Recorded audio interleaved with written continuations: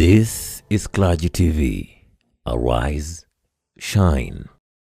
After I stabilized, he did tell me that had I been late for another 20 minutes, we'll be talking a different story today. He didn't want to thank Dr. GACHAGUA and his team of doctors and paramedics and the nurses. They have really taken very good care of me. And he would have wanted me to stay a bit longer for further observation.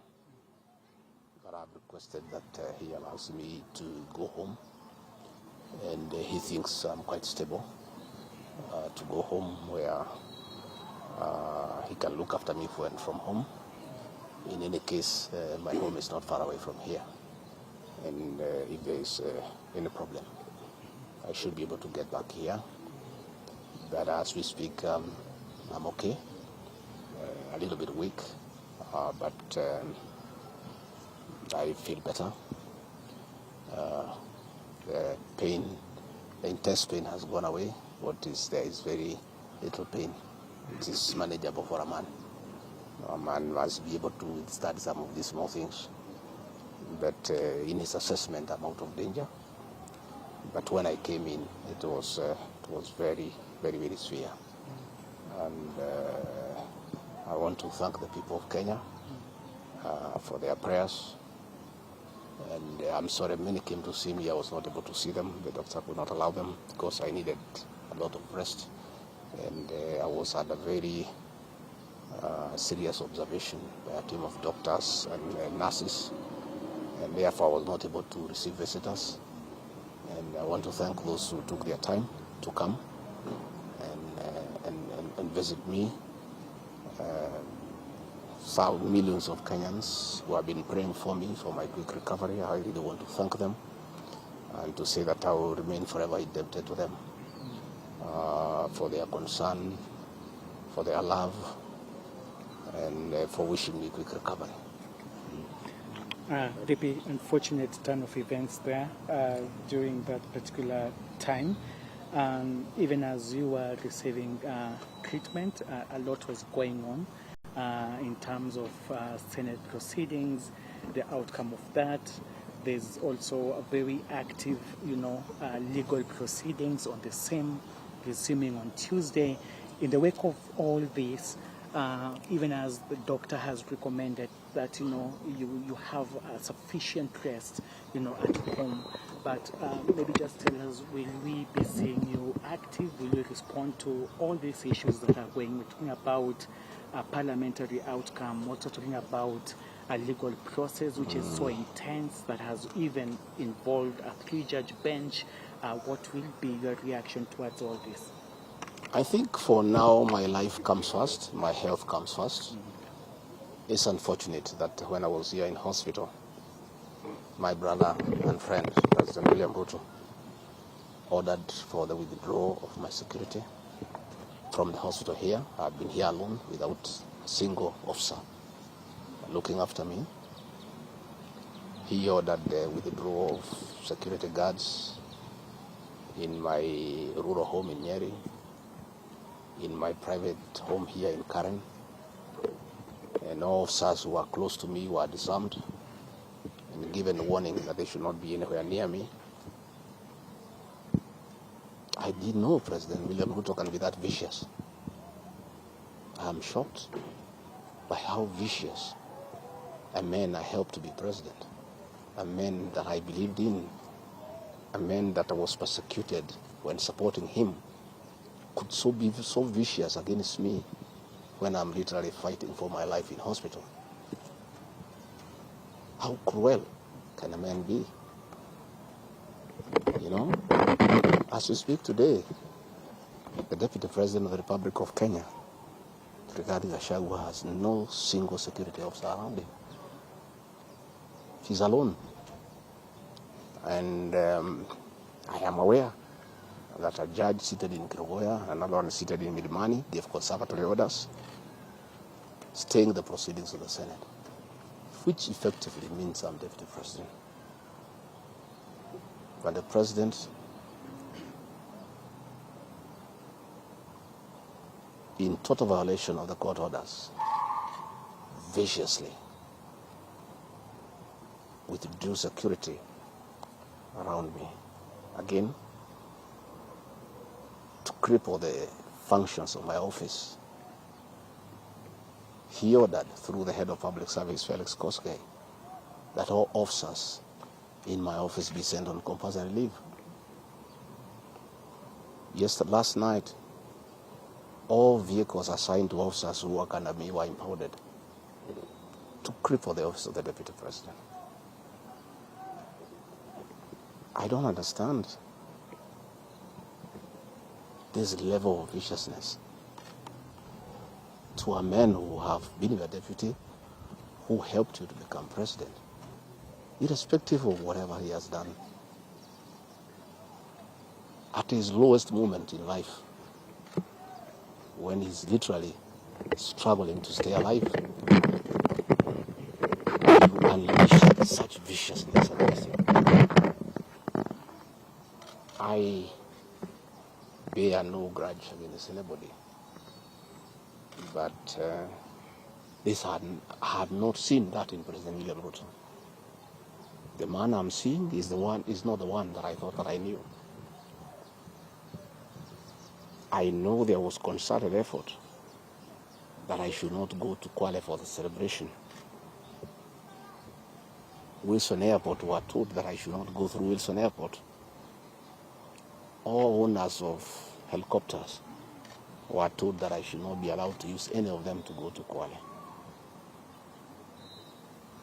I don't understand. But as I say, I want the people of Kenya to know that as I go home today, I have no security. And it's good that they know. And if anything happens to me or my family, President William Ruto must be held to account. We've made many mistakes in life.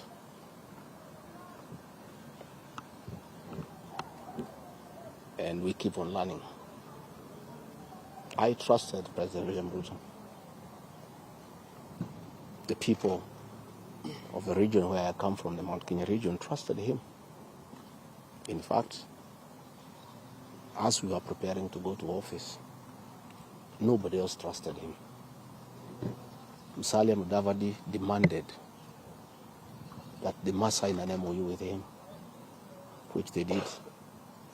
Moses Wetangula demanded that they must sign an MOU with him, which they did. Amazon Kingi demanded the same. Alfred Mutua, everybody else. I'm the only man who trusted him. Verbally, because we are Christians, we used to go to church together. And as a Christian, I believed a fellow Christian. But he would never betray me or my people. For the last 1 year, it's been very difficult for me. But I'm a very persevering man, very enduring. And what happened on Thursday is a culmination of continuous persecution and stress for a year. And when I look at it, probably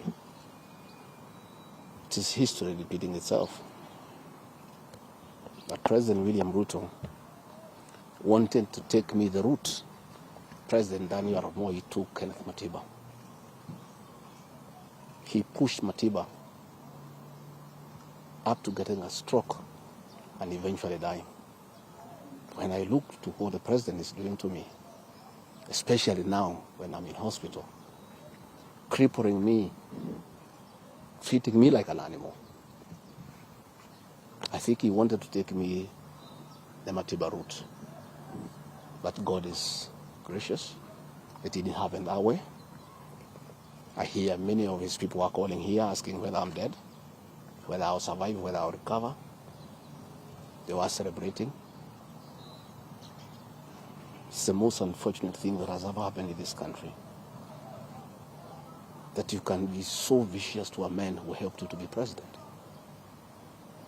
And the crime of this man, telling you the truth. Don't evict people without compensation, Mr. President. Mr. President, don't overtax people. You are killing them. You are killing their businesses. Don't force a housing program on people. If people do not want these houses, don't force them. My only problem with the president is just being truthful, because nobody else can tell him. The framers of the 2010 Constitution wanted a deputy president who is elected as a buffer who can stand for the people. The charity we are being treated for, two, is get rid of an elected deputy president and appoint a control freak. A fellow you appoint who cannot ask a question, who cannot say anything. And I'm sure if they succeed, he'll be asked to sign an undated resignation letter so that in case he starts asking questions, he can just be told to resign. But the framers of the 2010 Constitution were very clear in their mind why they wanted a deputy president who is elected. I'm the only man in the cabinet and in the whole government who can stand up to President William Ruto and tell him, hey brother, this is not right. This Adani thing is not good for the country. There's too much corruption, Mr. President. This how thing is being forced down on the people of Kenya. And they don't like it. Please don't force it down on them. You know, situations where medical equipment that was being supplied by Kenyans to the Ministry of Health now has been given to one single Asian. I said, Mr. President, this is not right. We are killing our business people. So, as we speak, I say that my lawyers are in court. We have faith in our judiciary. And I requested that, according to the rules of natural justice, I be accorded an opportunity to be heard in the Senate. You remember I presented myself to the National Assembly and defended myself. In the Senate, I was there day one. And even when the Speaker asked me to sit down to listen to the charges, I decided to stand up to face my accusers. I was there the following day. I was ready for cross-examination. The 11 counts is nothing but malice and fiction. It was a political game by the president to get rid of me. And looking at it, I don't think the president had any intention of ever working with me.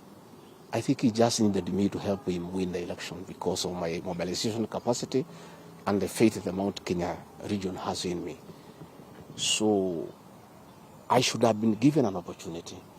I have asked my lawyers and they have told me the motion was not time-bound. What is time-bound is a select committee that should work for 10 days and then report to plenary. That committee was never constituted, so this matter should have continued and waited for me. I was ready for cross-examination so that I answered those 11 counts one by one, and I'm sure had I been given that opportunity, I would have persuaded the senators otherwise. I was not given that opportunity. When you look at the speed at which GACHAGUA is being held in that office, it's like the story of Simon Makonde. You remember that story? One who died, who was born on Monday and by Sunday was buried.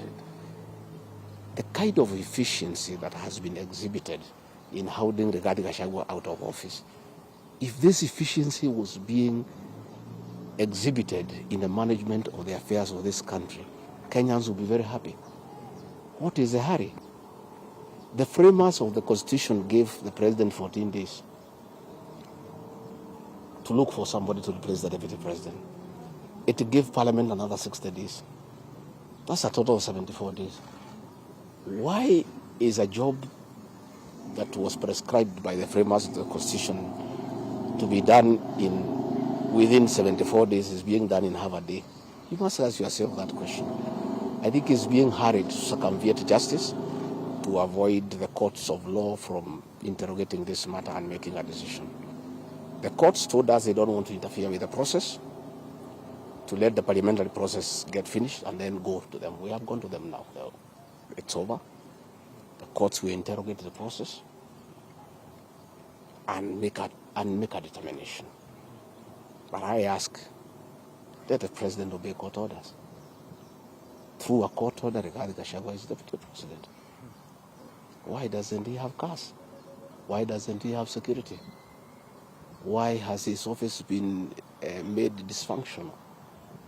I think it's very important. But finally, I want to tell the people of Kenya that I don't feel safe.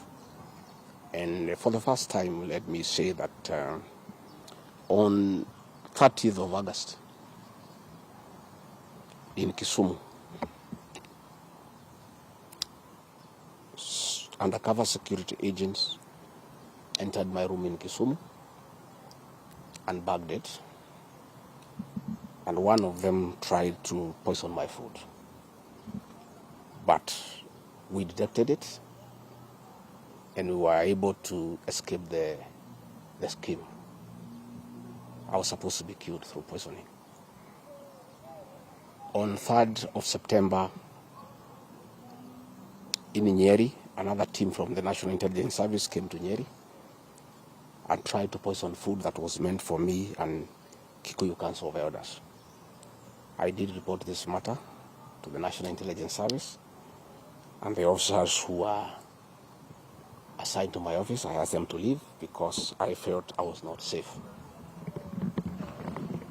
After the 2 attempts to assassinate me through food poisoning failed, it is when this impeachment motion was hatched. When my security was withdrawn here, officers from the National Intelligence Service have been hovering in every room, in every compound here, to an extent that I had to call my wife and my children to come and stay in my room, just in case they get entry to my room or compromise the people who are treating me. So, regarding GACHAGUA and his family, feel very exposed because these people have tried to kill us before. They have now tried to get us out of office. So I asked President William Ruto, my brother, I helped you to be president. Leave me alone. Leave my children alone. Do whatever you want, but let me live. Let me look after my children. You can do whatever you want with the country, but allow me to live. Because I was there for you when you needed somebody to be there for you. When you were in trouble and you needed a man who could stand with you, I stood with you, with my family. You have paid us in kind by being so cruel and vicious against us. We are simple people. We are a very small family. Let us be. Do whatever you want, but please, Mr. President, I beg you, don't kill us. Don't kill my children. You have caused me enough pain for the last 1 year. Please, leave me alone. Let me be. God will take care of me. I don't have to have security. I don't have to have drivers. I don't have to have cars. Please allow me to have my peace, if nothing else. And remember, I was there for you when you needed a man to be there for you. Let the courts of law uphold and protect our Constitution. I ask the Chief Justice, Martha Koome, to live true to the fidelity of our Constitution, to make sure that this is a country of the rule of law, to allow the court process to take place and ensure that this process is not nugatory. There are orders asking that Rigathi Gachagua remain in office until this matter is heard and determined. Let it be. Thank you very much. Just a quick one, please. I don't want to sing. What's wrong with you?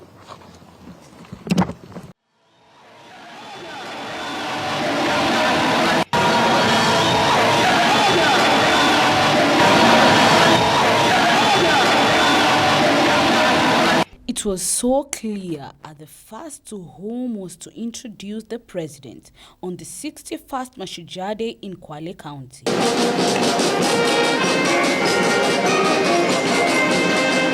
The official program had only 2 speakers, the governor of Kwale County, Fatuma Achani, and the president. Pokea shukran nyingi kutoka kwa Wakwale. The MC was obligated to introduce the CS Musalia Mudavadi.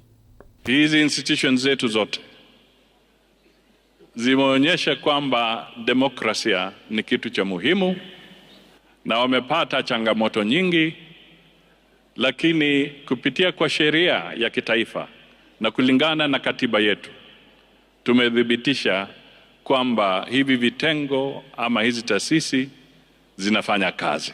At the end, he played the role of the DP, introducing the president. Tuinuke na tumkaribishe Rais wa Jamhuri ya Kenya kwa shangwe. However, in the absence of the deputy president, there seemed to be one, or at least one in waiting. How are you? The nominated Deputy President, Professor Kithure Kindiki, had first received the President William Ruto at the County Commissioner's office. His arrival at the Kwale Stadium marked his power above all the CSs and slightly below the head of state. His car carried high-profile individuals, e.g. the CSS and the governors. Standing next to the First Lady, the position formerly occupied by the now impeached Deputy President Rigathi Gachagua. President Ruto's speech aimed at Gachagua as he took him down the memory lane on what real heroes did back then. In confronting colonialism, Mekatilili Wamenza did not seek to free her village or region from occupation by a community. Instead, she resisted the structures and institutions of a system of exploitation and tyranny in the knowledge that defeating it would free a whole nation. President Ruto explained nobody would be denied the rights for development because of their political choices or regions. Any formula seeking to exclude, alienate, or disenfranchise any person, group of community for any reason is repugnant to the very essence of our nationhood.